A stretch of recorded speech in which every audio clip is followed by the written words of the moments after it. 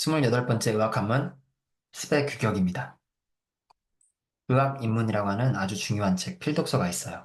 이 입문이라고 해서 입문, 초보, 막 갓 공부한 사람들이 의사가 읽는 책이 아니라요. 상당히 전문적인 의서인데요. 2000의 책이에요. 의학 입문이라고 하는 책 말미에 스펙 규격이라는 부분이 있는데요. 쉽게 말하면 의학을 공부하는 규범, 규칙이에요.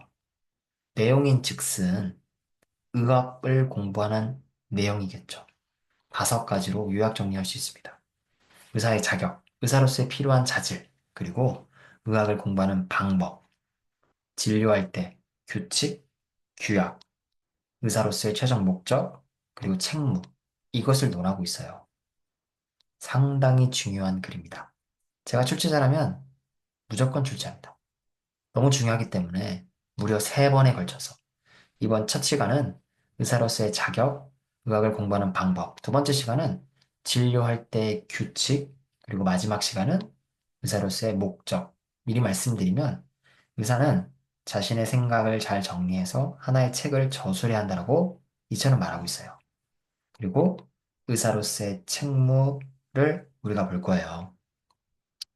첫 시간, 자격과 의학을 공부하는 방법을 봅니다. 바로 들어갈게요. 용경, 신민년, 겨울. 신민년 하면 1571년이에요. 우리나라에 1592년에 임진왜란이 있었죠. 조선 선조 때. 1571년 또한 선조 때예요. 조선. 그러면 중국은 명나라겠죠. 명나라 겨울. 이천은 명나라 사람이니까 명나라 겨울, 노정화. 이 자자는 산의 자자예요. 산의, 남자란 뜻이죠. 노정화와 하명선. 그리고 이성의 조카였던 이시사, 자는 이시사예요. 이시사, 세 사람이 서로 모여 일당 한 곳에 모여 청하여 말하는 말이 의학 입문이라는 책이 이미 한 권의 권질, 한 권의 책으로 다 편성이 완성되었으니까 규격으로서, 규격으로서 가무습 부정하면서 할 수 있냐를 붙여야겠죠. 규격을 가지고, 규격을 세워서 학습을 하지 않아도 좋지 않겠습니까? 라고 물어왔습니다. 청하여 물어온 거예요. 미리 말씀드리지만 하명선은 이천의 수제자였던 것으로 보입니다. 제자들이 와서 이렇게 물은 거예요. 그러자 이천이 내가 일러 말하기를 의사라고 하는 사람은 맡고 있다. 맡을 사자잖아요. 사람의 목숨, 사람의 병에서 위협을 건져내는 그 사명을 맡고 있기 때문에 이러한 사람이 아니면, 다시 말할게요. 의사는 이런 사람이 아니면 불가해요. 경솔하게, 쉽게 의학을 배워서는 안 돼요. 불가해요. 그럼 어떤 사람이냐? 바탕, 바탕과 재질이 진실하고 거짓이 없어야 돼요. 성질이 안정되면서 성품이 안정되면서 그리고 항심, 항심이 있어야 돼요. 또한 진실로 음덕의 공, 음덕. 음이라고 하는 것은 그늘이죠. 보이지 않는 곳에서 덕이라고 하는 것은 선한 걸 행하는 거예요. 보이지 않는, 다른 사람들의 보이지 않는 곳에서 선을 행하는 그 공의 뜻이잖아요. 그 뜻을 아는 사람이어야만 그런 사람이 아니라면 이 자자는 사람이죠. 그런 사람이 아니면 쉽게 경솔히 의술을 학습하는 것은 미가 안 된다라는 거죠. 뜻을 이미 세웠더라도 도리어 상량, 헤아리다. 생각하다, 상냥할 수 있고 용공은 여기서 공부죠. 공부라는 것이 표현하면 학문이나 기술을 배우고 익히는 걸 말하는 거예요. 공을 쓰다, 공부해야 할 것이니 자, 우리가 위에 미리 의사로서의 자격을 받죠. 그럼 이제 그런 사람은 뭘 어떻게 유학을 공부할 것이냐. 이제 이걸 논할 거예요. 헤아리고 공부해야 할 것이니. 자, 첫 번째 봅니다. 공부할 때 매일 아침 일찍 대하여, 대하다. 바라보는 거죠, 서서. 뭘 바라봐요? 선천도를 바라봅니다. 그럼 선천도가 뭘까? 선천도는 간단히 말하면 동그란 원이에요. 태극 도서를 보셨으면 어렵지 않을 거예요. 태극, 무국, 동그란 원이죠? 이 태극에서 음양이 나오고 그리고 사상이 나오잖아요. 그럼 왜 갑자기 태극 도설, 유학을 갑자기 얘기하냐? 그 내용은 아래를 보면 우리가 알 수 있기 때문에 뒤에서 짚어볼 거고요. 선천도를 바라봅니다. 동그란 원을 그냥 바라보는 거예요. 그리고 정좌합니다. 왜 그럴까요? 유학을 공부한 사람들이 대개 의사였어요. 그런 차원도 있고요. 그 동그란 원을 바라보면서 명상을 합니다. 의사는 사람을 고치는 사람이에요. 의사의 손에 사람의 목숨이 달려있죠. 사사로운 감정, 고뇌, 가정사, 고민들이 있겠죠. 근데 지금 뭐 하는 거예요?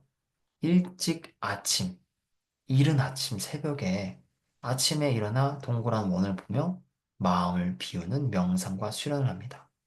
정자하며 그리고 완독, 대강, 효경, 논어, 소학을 읽습니다. 그렇게 대강 습독을 하면서 크게 자력을 얻게 되는데, 크게 자력을 얻게 되면 그런 사람들은 더 나아가서 그 다음에는 미치래요. 미치다. 읽어라. 뭘 읽어요? 위에서는 효경과 논어, 수학까지 읽었잖아요. 이제는 사서 전부를 다 읽습니다. 뿐만 아니라 고대 주역 정문, 백문이죠. 백문을 정문 또는 원문이라고 이해합시다. 주역을 읽으세요. 또 그리고 서경의 홍범과 물과 요정까지 다 읽습니다. 모두 다 읽습니다. 2회 깨닫다라고 해석하시면 됩니다. 읽었던 책을 통해서 큰 뜻을 깨달으면 굳이 구태여 억지로 불필 반드시 뭐뭐 하는 것은 아니다. 강제로 억지로 외우려고 하지는 마세요. 라고 해석할 수 있겠죠. 억지로 그 모든 것들을 다 외우려고 하진 말고 크게 그 뜻을 깨달으면 왜 그러냐. 대개 의, 여기서는 의학이죠. 의사, 의학, 의술은 유학에서 나왔어요. 유학. 유학에서 나왔기 때문에 독서를 해서 세상의 이치에 밟지 않으면 다시 해석할게요. 이 B자를 마지막에 해석하시면 되죠. 독서를 통해서 세상의 이치에 밟지 않으면 끝내 되어 용속하고 세속적인, 용렬하고 세속적인 의사가 되어서 혼매, 어두울 혼자에 어두울 매자잖아요. 어두워져서 세상의 변화에 불능소통, 소통할 수 없대요. 지금 뭘 얘기하는 거예요? 헤아리는데 헤아릴 때 선천도를 보고 뭐 하라고 해요? 지금 유학서를 보라고 합니다. 지금 이야기할 때 의서를 보라고 하나요? 아니요. 독서, 의서 보지 말고 독서를 하라라고 얘기합니다. 저는 이게 상당히 의미하는 바가 크다고 생각해요. 훌륭한 의사가 되려면 결국 의서만에 집중해서는 안 된다. 수술하는 기법을 통달한다고 해서 과연 훌륭한 의사가 될 수 있냐? 전 그렇지 않다고 봅니다. 많은 독서가 필요함을 간접적으로 의학 인문의 수배 교육을 통해서 말하고 있다고 생각해요. 세상의 이치에 밟지 않은 독서를 통해서 그러면 우리가 그 변화에 능동적으로 소통할 수 없다라고 이야기하고 있죠. 두 번째, 매일 오전에 장, 장이라고 하는 것은 어, 여기서는 장이라는 것은 잡을 장자예요. 장자가 아니라 가질 장자가 아니라 잡을 장자. 인문의 큰 글자를 가지고 그 큰 인문의 큰 글자 대자를 머리부터 꼬리에 이르기까지 처음부터 끝까지 그 문단을 쫓아가서 외우고 읽어요. 큰 인문의 큰 글자를 외우고 읽을 때 반드시 한 글자라도 빼먹어서는 안 돼요. 빼먹어서는 유실시켜서는 안 돼요. 마치 입에서 그 인문의 대자가 지어라고 해석할 수 있죠. 이 저자는 지어는 제가 사서에서 숱하게 지적 말씀드렸습니다. 그래서 한번 바꿔서 한번 해석해 볼게요. 이 지자는 대명사고 어자는 어디 어디에서잖아요. 읽고 외운 그 인문의 큰 글자가 입에서 나와요. 이 지자를 이 저자를 지어로 바꾼 다음에 저자를 없애면 될게요. 그럼 이 지자는 뭐겠어요? 바로 인문의 대자를 지칭하는 대명사겠죠. 만약에 자,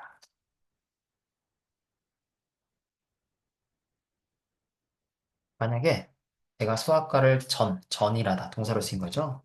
전이라다 또는 전공하다. 수학과를 전공하고 싶다 하면 불과 불 이중부정이네요. 대과를 읽으래요. 수학과를 전공하고 싶은데 대과를 읽으래요. 또 다른 예로 내가 외과 의사가 되고 싶어요. 또한 역시 내과 책을 읽으래요. 왜 그럴까요? 왜냐하면 이것을 알고 있음으로 인해서 저것을 알 수 있는 일은 가능해요. 그러나 잘 들으세요. 저것에 있어서는 통달할 수 있는데 이것에 막히는 경우는 없어요. 한번 해석해 볼게요. 대개 이것을 알아서 저것을 아는 경우는 있어요. 그러나 없죠. 뭐 한 경우는 없어요? 내가 저것에 통달했는데 이것에 막히는 경우는 없다라고 이야기하고 있어요. 무슨 얘기냐? 내가 외과 의사가 되고 싶어요. 그러면 외과 의사 책을 보겠죠. 이것을 열심히 보겠죠. 이것을 알면 내과를 조금 알 수 있는 경우는 가능하지만 내과 책을 열심히 보면 자연스럽게 외과를 모를 일, 막힐 일은 미유자 없다라고 이야기합니다. 편식, 취사 선택만이 아니라 두루두루 읽으라고 표현하는 거겠죠. 뿐만 아니라 여기선 다만 경험과 섭렵, 경험, 섭렵, 경험과 섭렵의 어떤 천심, 얕고 깊고 그리고 생소하고 숙달에 있어서는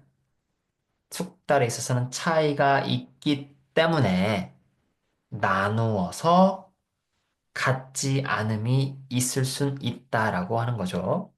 그리고 이어서 볼게요. 세 번째. 숙독 후 묵상. 그리고 어, 해석하고 볼게요. 숙독 이후에는 깊이 생각하며 묵상합니다. 그리고 구경이라고 하는 것은 극진히 다하다. 숙독했는데 그 숙독한 내용, 글들을 극진히 다하다, 탐독하다, 연구하다. 그래서 그 사이의 뜻들을 극진히 해서 다 깨우치는 거예요. 깨우치다가 간혹 조금은 의문점과 난제점이 있겠죠. 그럼 거기서 멈춰야 할까요? 아니요. 검사하고 열람하래요. 고금의 명의들의 책들을 뒤집어서 훑어봐라. 그렇게 함으로써 너의 식견을 넓혀라 라고 이야기합니다. 뿐만 아니라 꼭 나아가라. 덕이 있고 고명한 선비, 그게 의사든 유학자든 그런 선비에게 나가서 자세할 위자에 자세할 곡자죠? 구비곡자? 자세하게, 곡절하게, 자세하게 청하여서 이게 뭘까요? 이게 왜 이럴까요? 질문하라고 합니다. 그럼 세 번째는, 책을 통해, 어, 훌륭한 선생을 통해, 이걸 정리해 볼 수 있겠죠. 지금 다시 한번 말씀드리지만 우리는 의학의 자격에 대해서 이미 논했고요. 두 번째, 의학을 공부하는 방법에 대해서 좀 정리하고 있습니다. 자, 오절암이라고 하는 사람이 이렇게 말했대요. 다만, 세속적인 속인의 의사와 더불어서 말하지 않을 뿐이라고 하였으니 왜냐? 대개 그 사람들이 연구하는 그 방약의 연구는 도외시하며 벗어납니다. 이 외자가 동사로 쓰였죠? 본초. 여기서 본초라고 하는 것은 신농본초경이에요. 신농본초경에서 벗어난 쓸데없는 본초스를 붙들고 연구합니다. 그리고 그 사람들, 누구죠? 세속적인 의사들, 그 사람들의 의학의 뜻, 이치는 벗어나고 도외시합니다. 소문, 단경, 그리고 장준경, 유완소, 이고, 장자와 그리고 주진영까지 벗어나요. 그런 세속적이고 아주 뭐랄까 속된 의사들, 비록 작은 방법이나 처방, 첩경 또는 속효법, 소방처법이 있을 수 있어요. 있다고 하더라도 끝내 대가의 술수가 불시 아니다. 그렇게 될 수 없죠. 대가라고 하면 누구겠어요? 위에서 봤던 장준경, 장자와 이고, 추진영. 이런 대가의 전문 학술, 술법이 아니니 반드시 삼가하여 불가 안 돼. 그렇게 되어서는 속여지거나 미혹됨이 되어서는 안 된다. 미혹하지 않도록 하여야 한다라고 합니다. 자, 그리고 가볼게요. 입문서를 이미 입문서를 열심히 읽어서 융회관통했어요. 융회관통. 말 그대로 녹여서 모아서 뚫어서 통했다는 거죠. 의학 입문이라고 하는 각종 이치, 그 철학적 내용이든 술법이든 철저히 융회관통, 통한 이후에는 이제 드디어 가히 한 명의 작은 의사로서 비유하자면 1차 진료 정도는 할 수 있는 작은 의사는 될 수 있어요. 의학이면을 통해서. 거기서 멈추면 안 돼요. 더욱더 정자함을 가해서 유서를 읽습니다. 유서를 강독합니다. 그러면 비로소 조금이란 뜻이죠. 음량의 소장, 음량의 변화를 알 수 있습니다. 음량의 소장, 그 이치를 알게 되거든. 자기의 경험으로서 자기의 경험을 가지고 다른 사람에게 경험해 보라고 합니다. 이게 무슨 말이냐? 자기의 경험을 가지고 다른 사람에게 경험한다. 내가 원초 공부를 열심히 했어요. 인삼을 먹어봤더니, 인삼에 이런 효능이 있네? 따뜻해진 느낌이 있네? 자기의 경험을 가지고 이제 나와 같은 비슷한 병증의 사람을 찾아가서 먹여봅니다. 그 경험을 징험합니다. 이걸 말하는 거예요. 근데 할 때 가까운 아주 친한 사람으로부터 시작해서 미치는 거죠. 성별 놔두잖아요. 먼 사람. 그게 친척이든 내가 모르는 사람이든 생소한 사람에게까지 미쳐서 스스로 헤아릴다. 헤아릴 유자예요. 스스로 헤아려서 만드는 거예요. 집에서 수레. 수레를 집에서. 어디에서? 집에서 만듭니다. 비유하자면 집에서 수레라고 하는 것을 제작해서 그거 제작한 다음에 천하 밖으로 나가서 내가 만든 수레 바퀴 그 사이즈 그리고 그 규격을 합해봐요.